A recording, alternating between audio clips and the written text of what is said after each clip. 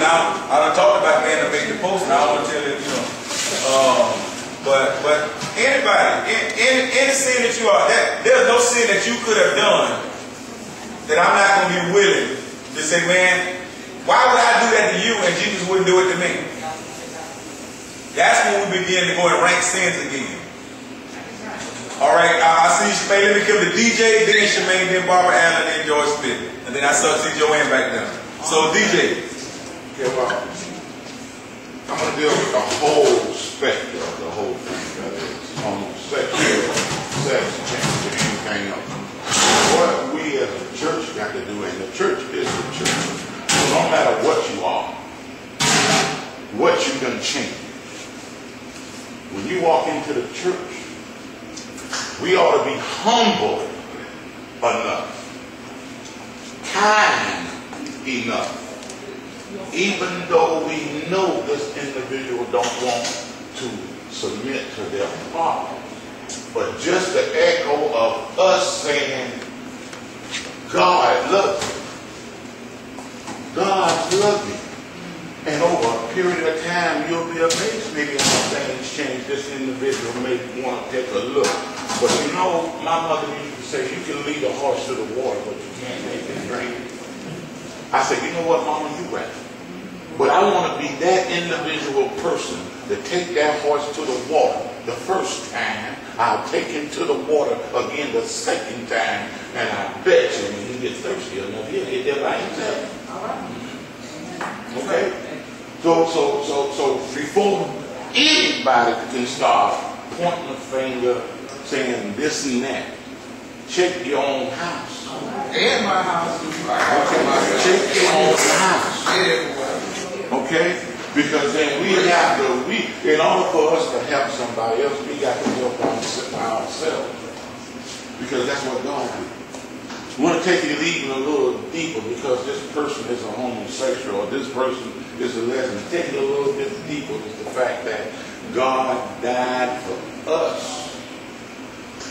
He died for us and didn't even, he knew me but I didn't know him.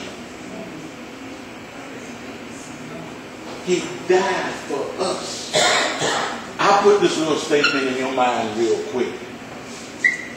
Brother Bob, somebody walk in your house right now and kill your mother, you come home. What's your first feeling? What will you feel when I just said that?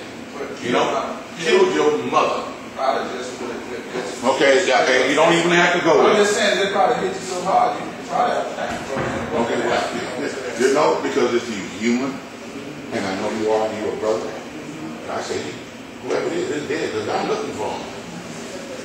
Now, when I was drinking, I could have some good stuff. Okay, I'm going for it. You know, but that's the question. But, right, it's just the moment of the thought. It just did. You know, you say, oh, you know, that's what I do. You never know. But you know, God said, I know every last one of y'all, what y'all problem is. I know what you're going through. I've seen it, and guess what? Guess what? I'm still going to die for it because I believe in you. Right. Okay. I still don't believe in it. Years ago, bro, that person asked me, he ain't doing it. I quit. Without even thinking. Now, I didn't have to think about that. But now, what I know now, when you say, this person you meet, because you never know who that person may be. That need maybe a glass of water. That you was kind enough to just to give them a glass of water. And the Lord bless you because you did that. Because we got a friend that's on the other side of the fence. And like the other sex, we shouldn't have no problem and say, come on in and sit down and listen to the word. You know, listen, because something is going to get you. Something got each and every one of y'all while you're sitting here right now. That's why you're here. So what we need to do is get a little more humbleness from the Lord. And for everybody else around here, you know what? What I found out with religion is the fact that it's so tight and so close that people can change it and twist it and make it fit just the way they want to make it fit and make you believe and embrace it. You know what? But if you read the Bible every day and believe in the word, you ain't got nobody else to change your mind. My old man told me 1 and 1 is 2. From that point, if you know what it is and the answer, there ain't nobody can change your mind about a different answer. Somebody read for me Jeremiah 31 and 3.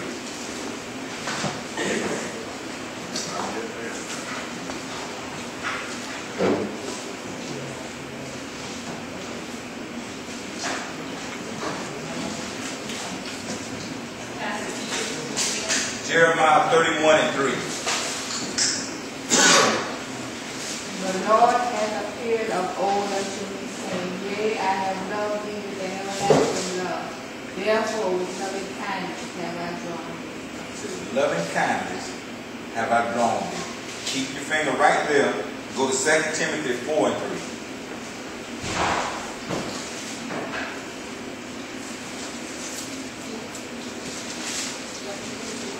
4 and 3. Okay. For a time is coming when people will no longer listen to sound and wholesome teaching.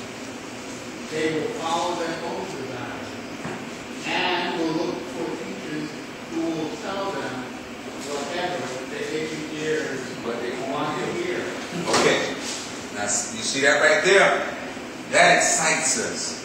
Yes, that's what we're dealing with. Right. People don't want to listen to sound teaching. There you go. They just want to hear folk that's going to tell them what they want to hear. There you go.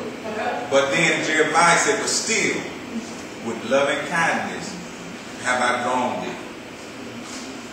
I know what the people are acting like, and I know the kind of nonsense that they want to bring into the body, but still the way that you got to get them. He, like DJ said, despite it, now we killed his son.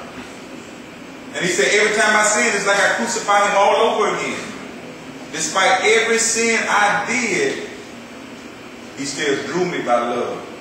If we gonna draw folk, we gotta stay firm on what the word is. You can't compromise the word, but you gotta draw by love. I can't draw you. That guy in Gainesville, that was one to burn the Quran. Okay, he was drawing nobody. It was hatred. There was nobody drawn. As bad as your issue is, I still gotta love you. And like my brother back there was pointing out, I still have to be in the question that he asked me. I still have to love you enough to be willing to help you beyond your fault, to help you beyond your issue. I can't become that self-righteous to where I think your issue is so horrible that I can't touch you and I can't deal with you. With loving kindness. Yes, people just want to hear what they want to hear. They flock to the folk that's going to tell them what they want to hear.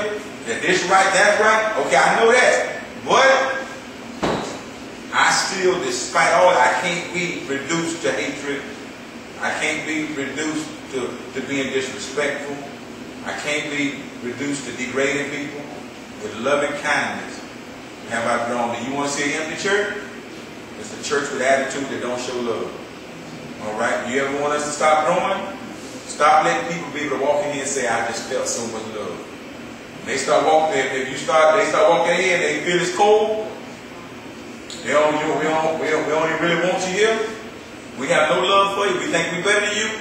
I guarantee you can bet your bottom dollar we'll stop growing, and then you can bet your $2 that you got the Reverend Rogan call the bishop and tell him to get me out of here. All right? That's definite prescription for not having growth. When you become so high-minded that you can't get beyond whatever somebody's issues are and say, brother or sister, I'm willing to help you. That's how you're going to draw them to Christ right there, because that's how he drew us to himself.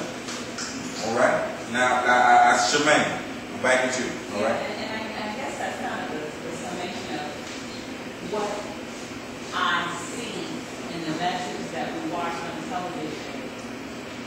And our discussion here is that line between saying God's word says homosexuality is a sin, as adultery, as lying, as fornication.